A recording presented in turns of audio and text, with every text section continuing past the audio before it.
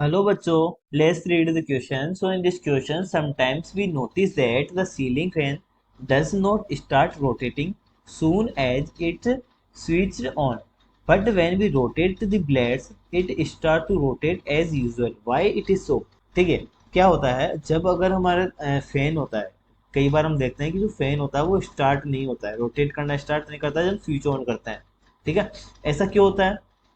ऐसा देखिए, अब इसको रोटेट करने के लिए एक काम करते हैं, हम क्या करते हैं, उसको एक बार उसको रोटेट कर देते हैं किसी चीज़ से, तो वो वापस अपने एज यूजुअल रोटेट करना स्टार्ट कर देता है। ठीक है, अब ऐसा क्यों हुआ? ऐसा इसलिए होता है कि वी नो दैट अगर किसी भी ऑब्जेक्ट को मेरे को रोटेट करना है तो मेरे को उसको टॉर्क अप्लाई करना पड़ेगा।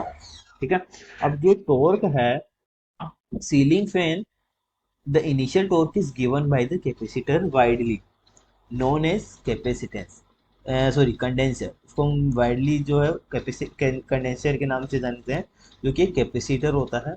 ठीक है, जो कैपेसिटर होता है वो उसको टॉर्क, इनिशियल टॉर्क वो दे देता है।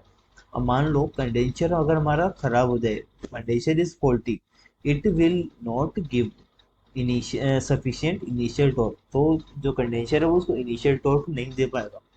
तो rotate the blades when the fan is switch on, यानी जैसे हम फैन की स्विच को ऑन करेंगे, उसको रोटेट करेंगे तो नॉर्मली रोटेट करना स्टार्ट करेगा। अब हमारे को क्या फाइंड करना है? कैपेसिटेंस फाइंड करना है। जो कैपेसिटर है उसका कैपेसिटेंस फाइंड करना है इन फेरड if the spherical capacitor of radius 1 metre, यानी कि जो स्फेरिकल कैपेसिटर हमारा, उसकी रेडियस अगर 1 मीटर है तो कैपेसिटेंस की हमारे को इसका फाइंड करना है। ठीक है, तो इसका हम की कॉन्सेप्ट देखते हैं। ठीक है, अब हमारे कैपेसिटेंस फाइंड करना है, तो कैपेसिटेंस के लिए सिंपली फॉर्मूला होता है 4 पाई एप्सिलॉन 0 r।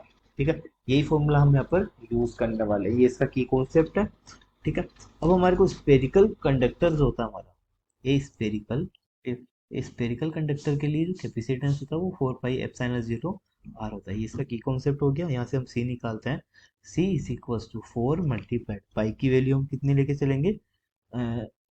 ठीक है, इसके लिए देखिए, जो कि 1, अब देखिए 1/4 पाई एप्सिलॉन 0, इसकी वैल्यू हमको पता है कि 9 × 10⁻⁹ होती है। ठीक है, ये वैल्यू हमारे को पता है 10⁻⁹ होती है, तो 4 पाई एप्सिलॉन 0 की वैल्यू कितनी हो जाएगी? ये हो जाएगी हमारी c is equal to 1/9 × 10⁻⁹ multiplied, यहाँ पर रेडियस भी है और इसकी रेडियस 1 मीटर गिवन है, सो वो हम यहाँ पर इसको 1 पुट कर देंगे। तो मैंने यहाँ पर ये 1 पुट कर दी। सो हमारा कैपेसिटेंस जो है वो कितना निकल के आ जाएगा?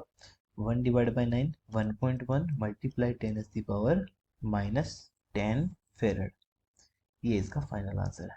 So hope you understand the solution. Thank you.